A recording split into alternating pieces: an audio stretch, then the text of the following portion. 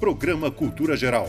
Apoio Faculdades Milton Campos. Venha ser referência. Estude com quem já é. E IEPREV, em defesa da Previdência.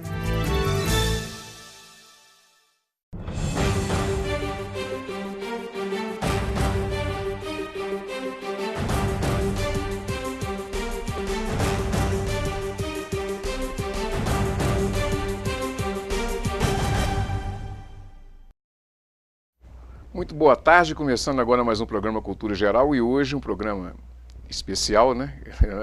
Na comemoração de 1 ano de programa de televisão, ele fez uma retrospectiva aqui, só pegou minhas palavras. Hoje o programa especial, mas realmente hoje é um programa super especial, porque estamos mais uma vez aqui com a doutora Fernanda, professora de Direito Ambiental das Faculdades Milton Campos, e a gente vai tratar do cuidado com as águas, né? A gente precisa ter esse cuidado com esse bem tão precioso que nós só temos disponível no planeta 1%, né, de água doce.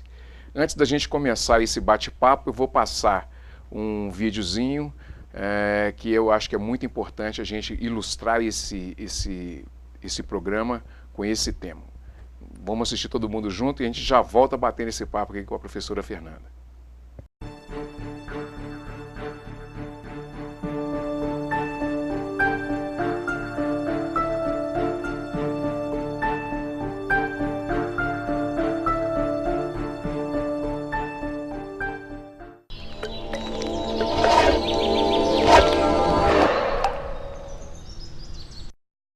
Olá pessoal, hoje vamos conversar sobre um assunto muito preocupante: o lixo espalhado nos oceanos. Muitas pessoas, muitas crianças me perguntam: ué, nunca joguei um lixo na praia, no mar, como que ele vai parar nos oceanos? Às vezes um simples papel de bala que você joga na rua é levado pela água da chuva, chega nas galerias, nos rios e pode parar nos oceanos. Esse lixo contamina os mares, os oceanos e as praias e mata milhares e milhares de animais. Mais da metade do planeta Terra é ocupada por água. Estima-se que em torno de 6,4 milhões de toneladas de lixo são descartados nos oceanos e mares a cada ano.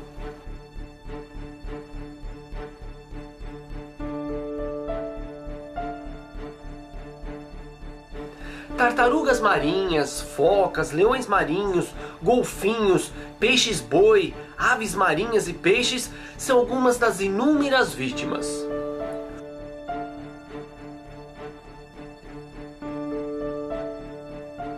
Um exemplo são as tartarugas. Algumas espécies se alimentam principalmente de águas vivas. Muitas vezes elas se confundem e comem sacos plásticos, morrendo sufocadas ou com problemas estomacais.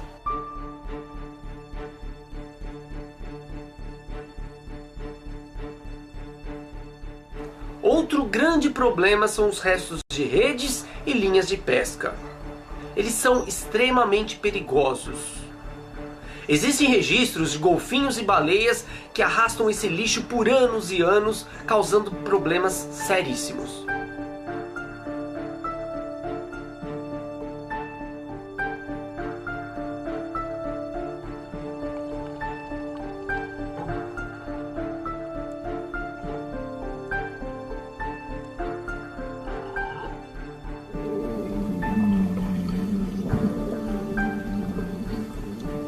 Já foram filmados leões marinhos e focas com redes e linhas de pesca enroscados em seu corpo, causando ferimentos que não cicatrizam e levam o animal a um fim muito triste.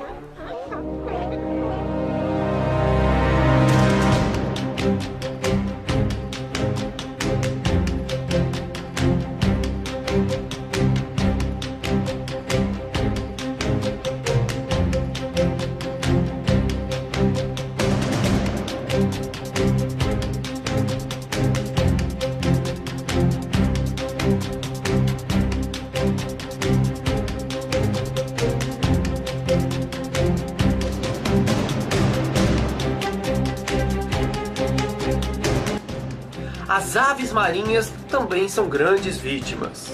Estima-se que 94% delas, que vivem no Mar do Norte, por exemplo, entre a costa da Noruega e Dinamarca, possui em média 34 pedaços de plástico em seu organismo. Eles são ingeridos quando as aves confundem a comida com esses pedaços de plástico. Milhares de carcaças de aves encontradas nas praias têm em seu organismo pedacinhos de plásticos que elas se confundiram com comida. Infelizmente, isto é bem comum de ser encontrado.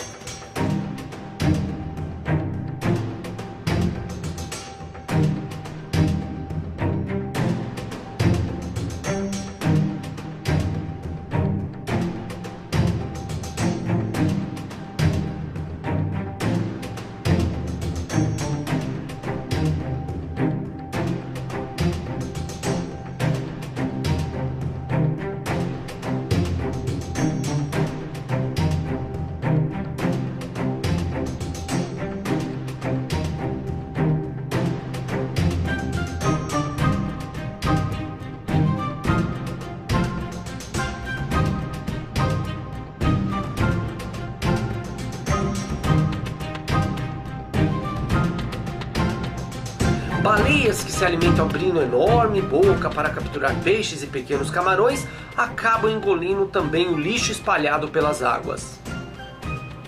Só para vocês terem uma ideia, no ano de 2008 foram encontrados mais de 134 objetos de pesca dentro do estômago de 2 baleias da espécie cachalote no litoral da Califórnia. Outro exemplo é uma baleia que encalhou no litoral do sul da França com cerca de 30 quilos de plástico no seu estômago.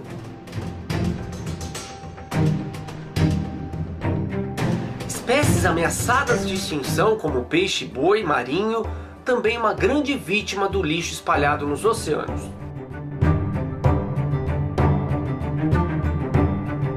E o problema não é só com os animais. Cada pessoa consome em média 16 quilos de alimentos vindos do mar todos os anos, como polvos, camarões e peixes. E vocês sabiam que podemos estar ingerindo plástico junto com esses alimentos? Uma pesquisa mostrou que 260 espécies marinhas estão se alimentando do plástico que os seres humanos jogam no mar. São garrafas PET, sacolinhas, fraldas, embalagens de comida, entre tantos outros resíduos plásticos que descartamos no oceano ou mesmo na praia, como se fosse desintegrar entre uma onda e outra. Mas não é isso que acontece. O lixo vai para alto mar e se decompõe em pequenos pedaços. Os animais então se confundem e comem esses pequenos pedaços de plástico achando que é comida. Os bichos então comem o nosso lixo plástico, que por ironia do destino está voltando para o nosso estômago.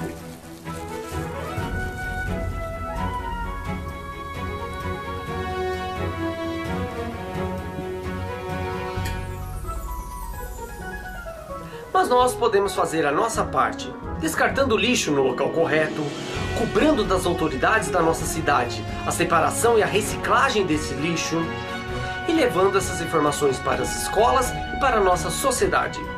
Afinal, nós e todos os outros seres vivos moramos na mesma casa, no nosso querido planeta Terra. Tchau, até a próxima!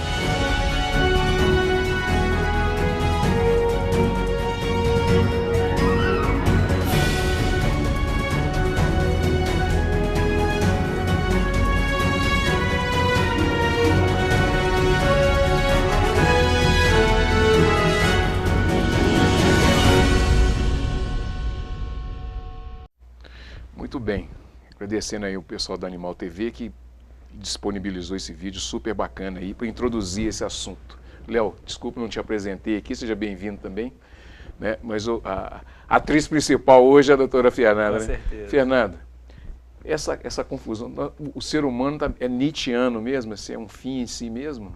É essa coisa assim da gente fazer essas lambanças todas, jogar plástico na rua, essa confusão toda. E além da poluição toda, a gente ainda está consumindo não só a água, mas também os alimentos, né? É um fim mesmo, assim, o que a gente tem feito. Bom, primeiro eu queria agradecer, né, o convite de estar aqui novamente. E a questão da poluição, a qual se volta para nós mesmos, né? Uhum. eu acho que é muito mais uma falta de consciência mesmo, né, do que está acontecendo.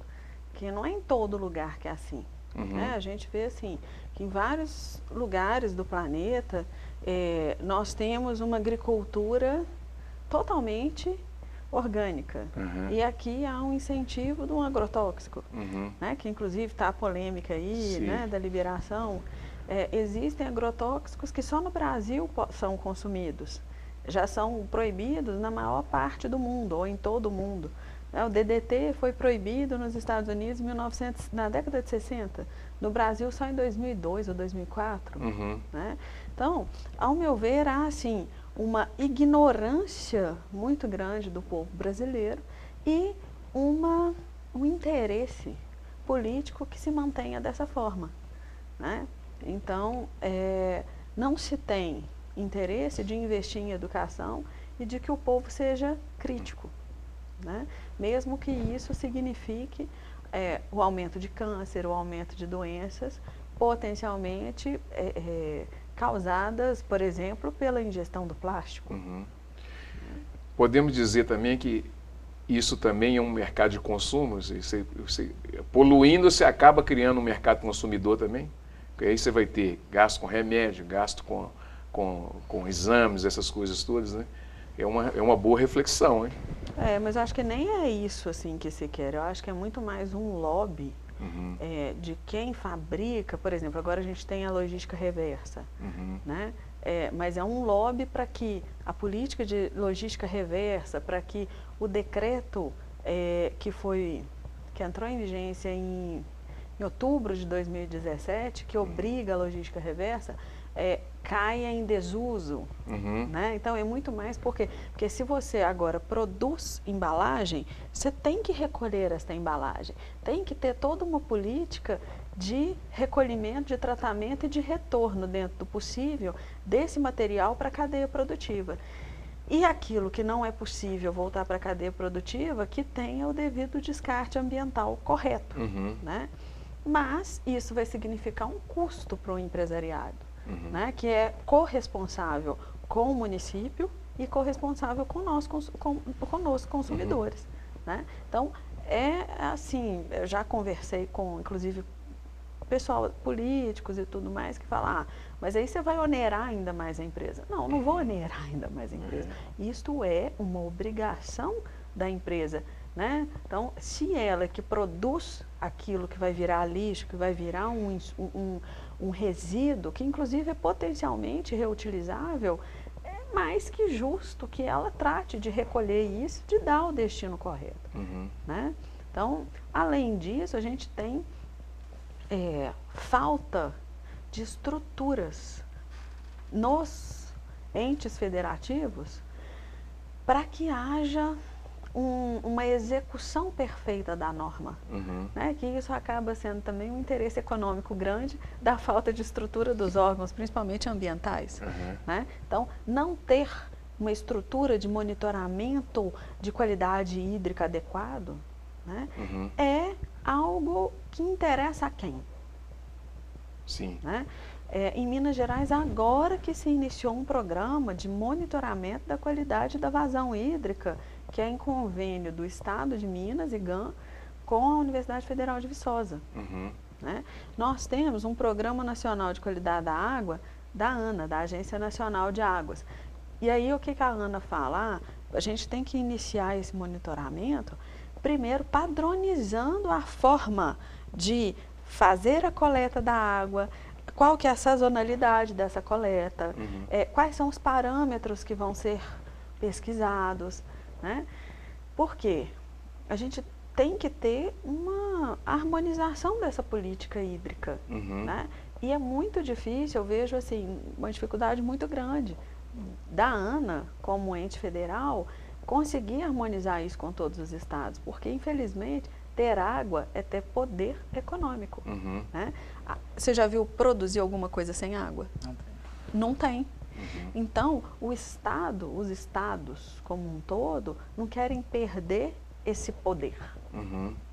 Né? Sendo que toda a bacia hidrográfica, ela é interdependente. A bacia aqui do Velhas e do Paraupeba deságua onde? No São Francisco, que é uma bacia federal. Né?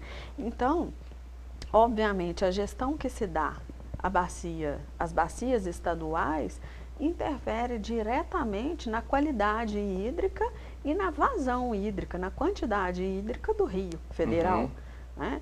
Então, em janeiro, o Rio São Francisco estava seco em Manga, ainda dentro do estado de Minas Gerais. Né? Essa é uma pergunta que eu queria te fazer. Os rios estão... Eu estava vendo uma matéria, os rios estão secando antes de chegar ao final, né? Antes de chegar no final do curso. Já há muito tempo. Né? Quando eu iniciei a ministrar a cadeira, a disciplina de regime jurídico dos recursos minerais, na Milton Campos, em 2006, tinha recursos hídricos e direito minerário. Né? E aí eu fui pesquisar como que estava a vazão dos rios, como que estava o exutório lá no mar e tudo mais. E aí vários vídeos já daquela época de turistas que a gente pagou para chegar na foz do Rio São Francisco no mar e ele não chega, a gente tem que andar 2, 3 quilômetros para a gente ver. E pesca-se robalo a 100 quilômetros para dentro do São Francisco, ou seja, o mar entra no São Francisco. Né? E por quê? Porque administrar água é igual administrar dinheiro na conta bancária, só que com um agravante. A gente ainda tem um cheque especial. E no caso do recurso hídrico, não tem cheque especial. Acabou, acabou. Né? Então, se todos os estados que devem fornecer água para um rio federal, cada um quer retirar mais água do que o outro. Para quê? Porque a água é produção, a água é dinheiro. Né? E aí ele tira mais do que ele deve para deixar de vazão para o Rio Federal, aquela vazão não vai chegar no mar. Né? É simples. Se você tira mais do que consegue repor aquela vazão, obviamente não vai chegar no mar. Né? E fora a qualidade hídrica. Né? A gente vê uma falta de consciência, então, não só do consumidor final, né? Mas quem administra também. Para a administração desse recurso. A administração pública eu nem condeno, tá? Porque pelo que eu conheço, eu vejo assim que a maior culpa é falta de estrutura, entendeu? Então, assim, eu sou incapaz de falar mal, não, o IGAM, a ANA, não, muitas vezes falta investimento em termos de estrutura, por exemplo, para sistemáticas de medição de vazão precisa, para fiscalização do recurso hídrico. Né? Eu fui dar uma consultoria no setor de fiscalização em Palmas, em 2011. Né? E lá eles estavam assim, agora a gente vai começar a fiscalizar recurso hídrico. Eu falei, e aí eu cheguei lá, decorei a lei estadual, o decreto estadual. A hora que eu comecei a falar, eles falaram, não, Fernanda, essa lei não pegou aqui. Eu falei, como assim? A lei estadual em vigência não foi revogada, não pegou. Ah, não, a gente usa a federal. Eu falei, e vocês multam com base em quê? Com base na cara do cliente. Se colar, colou. Então, assim, não tem uma estrutura, não tem uma formação. Né? Minas Gerais é uma dos estados de ponta. Sim. E ainda falta muito em termos de quê? De investimento para que o órgão público faça um trabalho bacana. Né? Não falta vontade daqueles funcionários, falta investimento. Né? É o que eu sempre falo, eu acho que o meio ambiente, eu só vou acreditar que o governo leva o meio ambiente a sério quando o salário dos fiscais de meio ambiente forem os mesmos dos fiscais da Receita. Né? Você vê, se você analisar, o salário é 1/4. Quem busca o tributo, né? Já desde a época de Roma. Né? Pois é. Professor, nós só temos 97% da água do planeta é salgada. 3% é água doce, 2% está congelada. Só temos 1% para utilizar. E nós estamos fazendo o que com essa água? Poluindo. Né? Não gerindo de maneira correta, porque aqueles interesses econômicos por trás né? Tem feito com que, por exemplo, a gente não tenha hoje ainda, nem em Minas Gerais, que é top, da gestão hídrica é outorga para lançamento de efluente, ou seja, a outorga é o ato administrativo para te autorizar a usar a água. Tá? Então, você vai lá e fala, governo, eu posso usar a água, tantos metros cúbicos para essa finalidade, beleza. Ele fala, pode. Você vai usar no seu processo produtivo e depois você vai jogar a água onde? Ele não quer saber. Sendo que a lei federal fala que tem que ter um controle também de outorga na emissão depois da água usada. A volta dessa água para o meio ambiente. Exatamente. Aí você não tem que pegar essa outra outorga. É como se você estivesse emprestando o seu dinheiro sem saber onde é que o seu credor vai depositar ele depois. Entendeu? Então, e também, por exemplo, existe um outro instrumento muito importante da Política Nacional de Recurso Hídrico, que é o enquadramento dos corpos hídricos em classe. Então, o que é isso? É como que você quer a qualidade daquela classe, daquela água, para daqui 20 anos, num planejamento a longo prazo. Né? Geralmente, os planejamentos são de classe 1 ou 2. Tá? Só cabeceiras de rio que costumam ser de classe especial. Tá? Ou dentro de unidade de conservação, aí é classe especial. Então, de acordo com o enquadramento que se quer para a água, você vai falar, não, hoje, se a gente fosse classificar essa água, seria classe 4. Só pode navegar, que ela está, assim, muito ruim, tá? Ou nem navegar, tá? Então nós vamos fazer política para quê? Para tirar o esgoto, para controlar as emissões de efluentes, né? Para, inclusive, porque assim, se você tem menos água, a concentração dos poluentes vai ser maior, então aquela água vai ficar mais poluída. Se você tem uma vazão hídrica maior, a diluição vai te dar uma qualidade de água melhor, óbvio. Sim. Né? Então, se você, por exemplo, impermeabiliza o local onde tem uma recarga de aquífero, você está, obviamente, diminuindo a vazão do rio. Por quê? Porque o rio ele não é abastecido só quando chove, obviamente. Ele é abastecido pelas águas subterrâneas. Sim. Né? E se você diminui a recarga do aquífero, obviamente vai diminuir a vazão do rio. E aí, aquela poluição que você manda pouquinho e polui pouco num rio vasto, vai significar uma perda de qualidade substancial quando a água é mais escassa. Tá? Então, e aí o que acontece? Existe este enquadramento, e esse enquadramento, obviamente, tem que ser levado em conta na hora do poder público outorgar. Né? Então, eu posso usar, para que você quer usar? Eu quero usar para mineração, eu quero usar para resíduos sólidos, né? Para lixão, eu quero usar para um tanto de coisa. Né? Você tem que ver se aquela água residuária que vai sair dali, com o devido tratamento, é compatível com o enquadramento que se quis para aquele recurso hídrico. Né? Você tem que ver se, onde você está querendo impermeabilizar, fazer um loteamento ou uma mineradora, se ele vai afetar a área de recarga dos aquíferos que abastecem aquela bacia hidrográfica. Tá?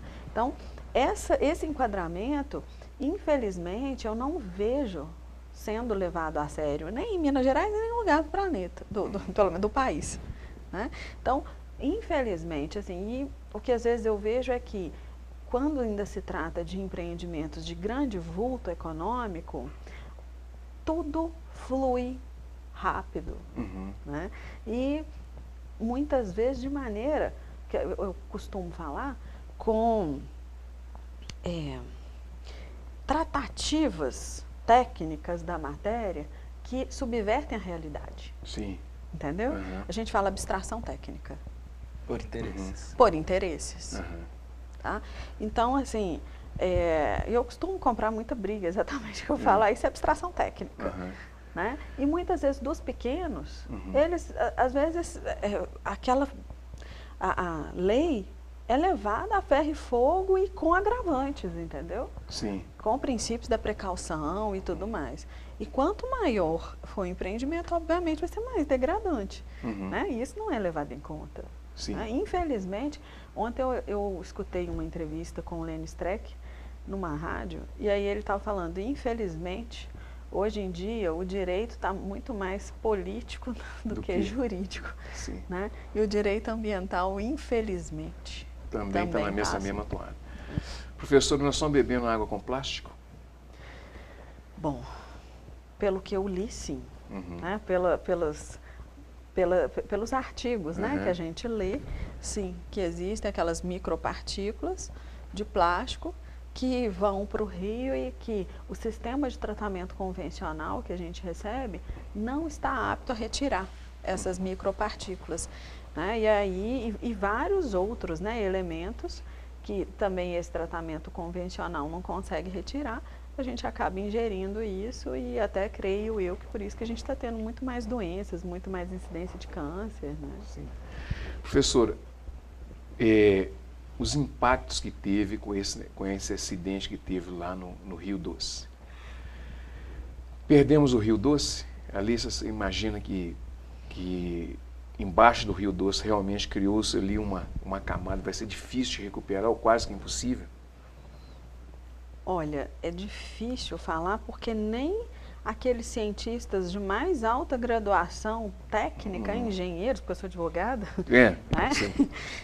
Nem os engenheiros estão sabendo ainda qual que vai ser o reflexo daqui a o anos, reflexo. Né? O que a gente sabe é que o prejuízo foi muito grande, não se sabe o que é melhor fazer, se é melhor retirar aquela lama que foi depositada no leito, porque vai revolver, então vai piorar a qualidade hídrica, ou se é melhor deixar aquilo e com o tempo vai... Tem uns 200 anos, né? Sim, e aí não se sabe se é 200, se é 100, se é 1000 anos, se é 10, não se sabe, porque a gente ainda não teve essa experiência, né? Como é que a senhora vê essas tratativas com relação à qualidade ambiental que a gente vive, com as águas que a gente tem? Por exemplo, nós temos aqui na região metropolitana, Nova Lima, por exemplo, é uma caixa d'água, né? A gente tem feito bom uso dessa água, a gente tem trabalhado bem essa água que a gente tem aqui nessa região metropolitana. Olha, a notícia triste que eu tenho para você é que Nova Lima era uma caixa d'água. Né? Isso a ideia é essa mesmo, eu vou falar para todo mundo, professor, todo mundo brincando, claro, de lavar garagem, de usar em empresas, né? Que as empresas realmente elas consomem muita água, né? E as pessoas às vezes elas não querem ter esse tipo de informação, né? Então, eu acho que é o seguinte, Nova Lima tem um potencial em termos de recursos hídricos muito bom. Né? O problema é que você vai impermeabilizando de cá, desmatando dali, criando minerações de cá. Né? E aqui o que a gente vê é que a vocação econômica é de loteamentos e mineração. Ambos, o que acontece? Você desmata. Quando você desmata, você já faz a impermeabilização do solo. Porque quando a água cai, ela faz aquele mesmo efeito daquela máquina que compacta o solo na construção civil. E aí a água não percola mais. Se ela não percola, ela não abastece o aquífero. Se ela não abastece o aquífero, a gente tem a diminuição da vazão do rio. E se a gente tem a diminuição da vazão do rio e do aquífero, né? Que às vezes tem gente que vai captar água direto no aquífero, obviamente... somado a um aumento populacional, a um aumento de atividades econômicas, né? Obviamente não tem consumo, não tem como. Né? Então, inclusive a tese de doutorado, né, da Marília Mello, que é inclusive a diretora-geral do IGAM hoje, é exatamente nesse sentido, que a região metropolitana de Belo Horizonte, em especial nessa vertente sul, já se encontra bastante comprometido a vazão hídrica disponível para a outorga. Por que você acha que as pessoas não têm ou não querem ter essa consciência, professor? É questão cultural, questão de informação, ou essa correria que a gente está tendo, que as pessoas não querem, as pessoas não estão parando para poder, está achando que vai chegar no supermercado, comprar uma garrafinha d'água o tempo todo e vai, né? Esses dias tomar uma Coca-Cola também vai resolver o problema. Eu tive 2 experiências que me deixaram estarrecidas. Foi uma com um pós-doutor em Direito, e outra com doutor em Direito. E esse pós-doutor em Direito defendendo o desmatamento para o progresso econômico, né? Me falou assim, você já andou de avião? Falei, já. Você já viu tanto que a terra é mais verde do que marrom? Pois é, tem muito mato, pode desmatar. Né? Eu acho que ele não sabe nem diferenciar um canavial né? De uma floresta. A outra foi na crise hídrica de 2014, 2015, a pessoa falou assim, Fernanda, tá todo mundo falando em crise hídrica, a tecnologia não consegue fazer chover? Eu falei, filho, para isso você tem que ter uma umidade do ar, para isso você tem que ter, né, a evaporação, para isso você tem que ter a condensação. Você já estudou o ciclo hidrológico na 4ª série primária? Pois é, eu aprendi lá, né? É difícil, né? É difícil. E eu vejo também que muito do gasto da água no consumidor final é muito atrelado ao valor financeiro. A economia não é por consciência ambiental, e sim porque afeta o bolso diretamente. Então, ela fala, poxa, eu posso lavar minha garagem uma vez por semana aqui, que não afeta minha conta, em valores, né, em reais.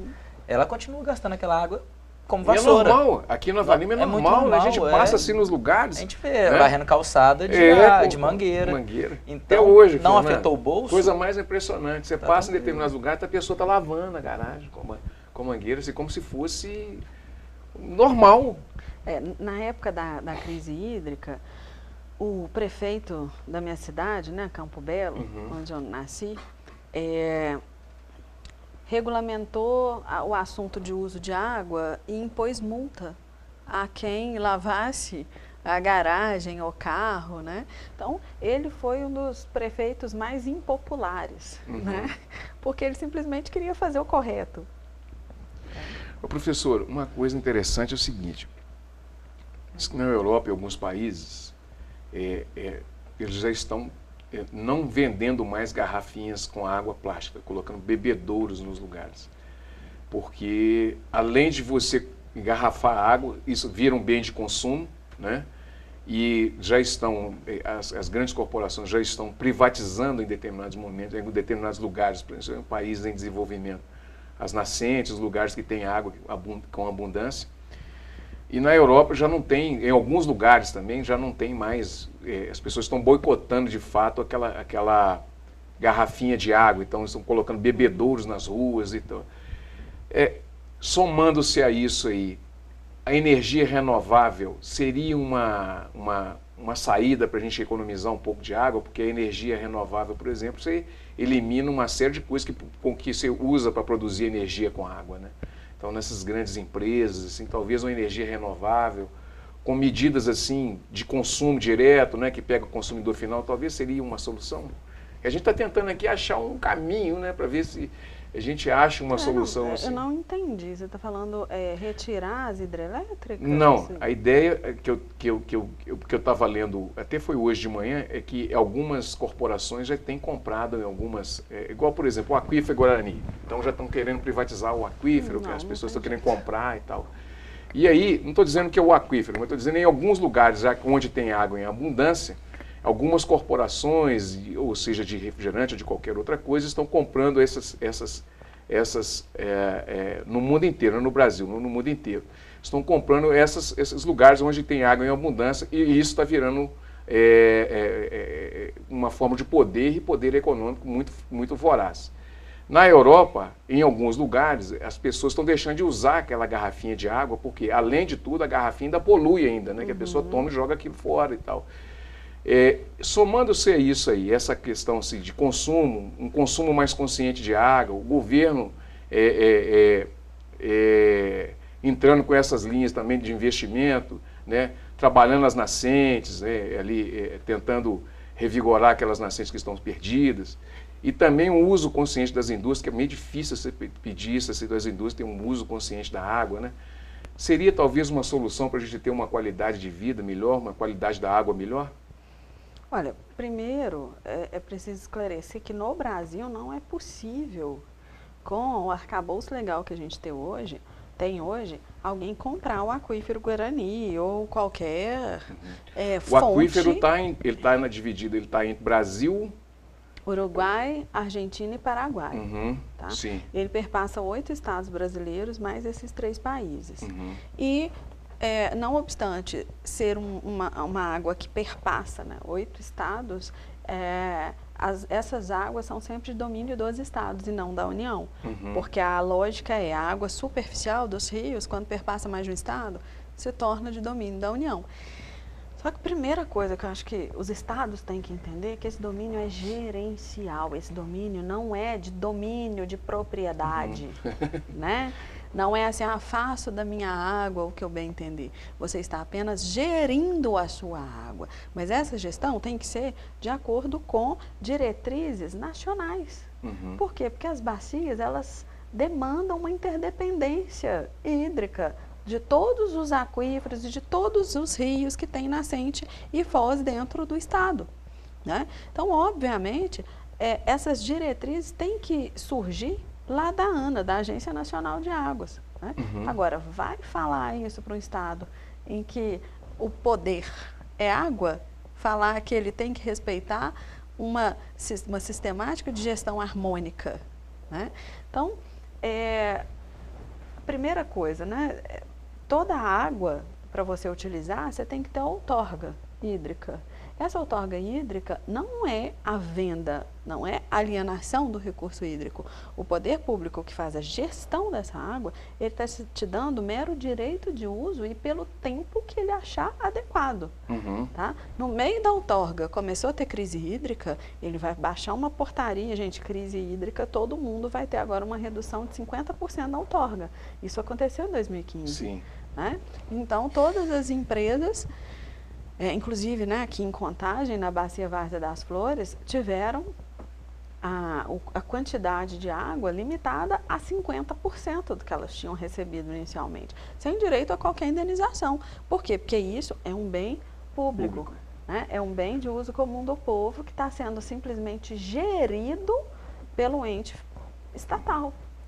Então, isso que a gente vê, por exemplo, agora não tem visto mais, mas quando deu naquela crise hídrica lá, que eles estavam querendo, está querendo passar para a Coca-Cola, aquilo é fake news, né? É fake news. Fake assim, news. Juridicamente, isso não é possível. Pelo menos por enquanto. Mas o aumento dos produtos é real. O aumento diminui a vazão de água para as empresas, escassez de produto, que gera aumento na venda. Então. Léo, vamos humanizar um pouquinho, que já está indo para a parte final do programa. Passa rapidinho, né, Fernando? O que tem de fotografia? Está meio assustado ainda, né? Não, tô tentando voltar para a nossa realidade aqui, né? Betão, a gente tem para passar o ensaio do mês dos namorados ainda, né? Que a gente foi comemorar um ano de programa.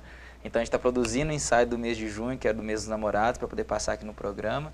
E temos também um ensaio que eu fiz essa semana agora, saindo do forno, um ensaio sensual, feminino, bem lindo, que a gente vai passar aqui semana que vem. Bacana. Vai tirar foto de Eli também pulando de paraquedas? Eu estou tentando convencer ele ainda, mas a gente está só ajustando os looks que ele vai usar para o ensaio. Ô Isaac, dá um pulinho aqui, chega aqui. Deixa eu falar um negócio com você. Você vai aparecer lá, ó. Você lá na televisão, tá vendo? Você tá ao vivo. O que você tem para falar para mim, para ajudar os alunos a cuidar do quê? Da água? Vai? Agora você ficou mudo, você falou que ia ser youtuber. Pode falar qualquer coisa. Você tá feliz aqui na televisão? É a primeira vez que você vem? É legal? O Eli é um cara de gente boa? Você gostou do estúdio? Legal. Legal? Você não fez um trabalho na escola sobre água? Com seu grupo? Como que foi? Pode fala para mim aqui, como é que foi o trabalho?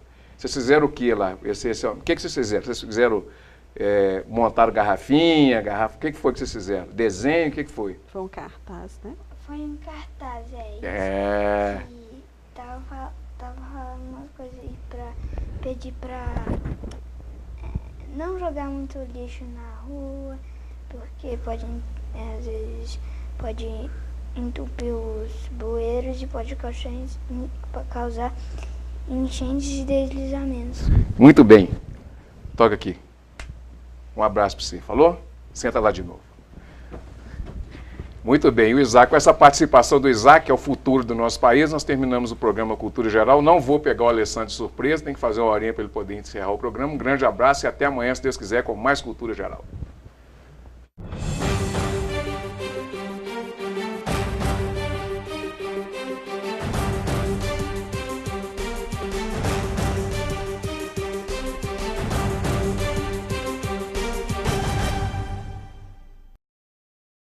Programa Cultura Geral. Apoio Faculdades Milton Campos. Venha ser referência. Estude com quem já é. EI é Prev, em defesa da Previdência.